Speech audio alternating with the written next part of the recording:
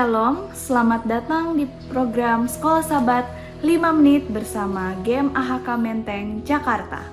Pelajaran Sekolah Sabat kita minggu ini berjudul Memahami Sifat Manusia, di mana saya akan merangkumkan pelajaran hari Sabtu sampai hari Senin.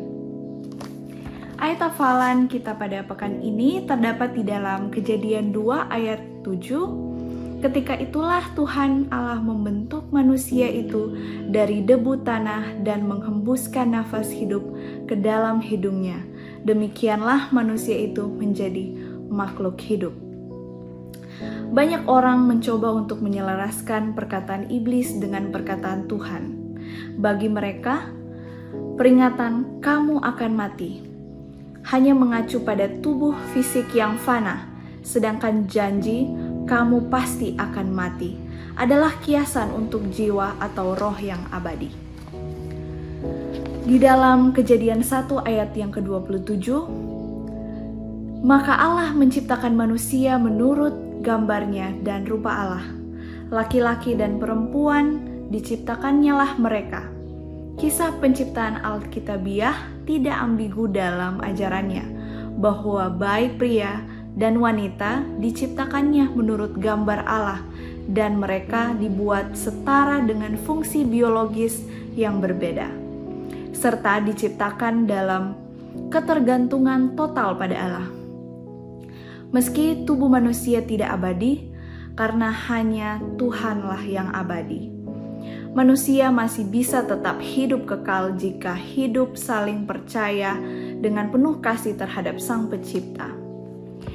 Kita masuk pada pelajaran hari Minggu dengan judul Makhluk Hidup.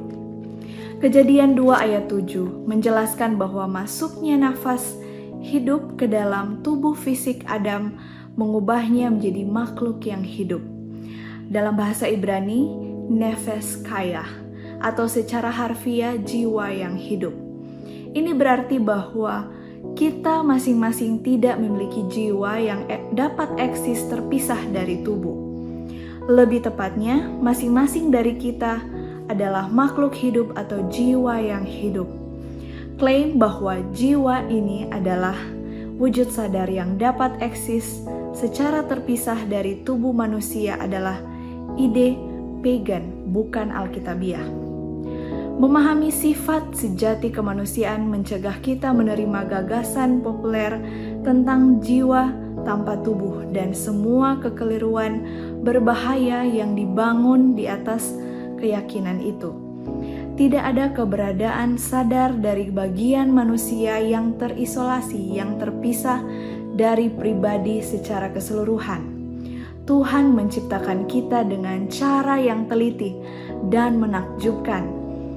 Dan kita tidak boleh berspekulasi di luar apa yang sebenarnya dikatakan oleh kitab suci yang menjadi misteri, dan para ilmuwan masih belum dapat menyetujui secara pasti apa artinya sesuatu menjadi hidup. Bahkan yang lebih misterius adalah sifat kesadaran. Betapa ajaibnya tubuh kita ini diciptakan oleh Tuhan.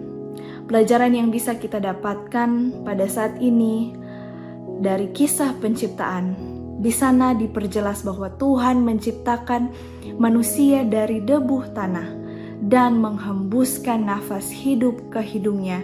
Demikianlah manusia menjadi makhluk yang hidup. Kejadian 2 ayat 7. Nefes kaya, nefes yang artinya tubuh, ditambah dengan roh adalah menjadi jiwa yang hidup. Jadi tubuh ditambah dengan roh ini tidak dapat dipisahkan. Tubuh dan roh ini tidak dapat dipisahkan, dan ini adalah sebuah kesatuan. Jadi Allah menciptakan Adam seperti pribadi yang hidup dengan menghembuskan nafas hidup ke dalam hidungnya, yaitu roh atau jiwa.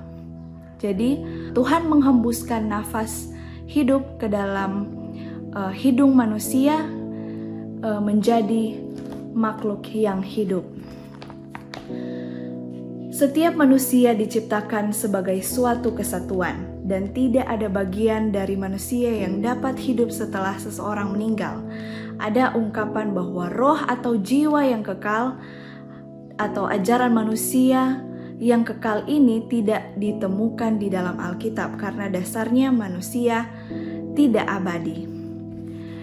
Kita masuk pada pelajaran hari Senin dengan judul Orang yang berbuat dosa itu yang harus mati.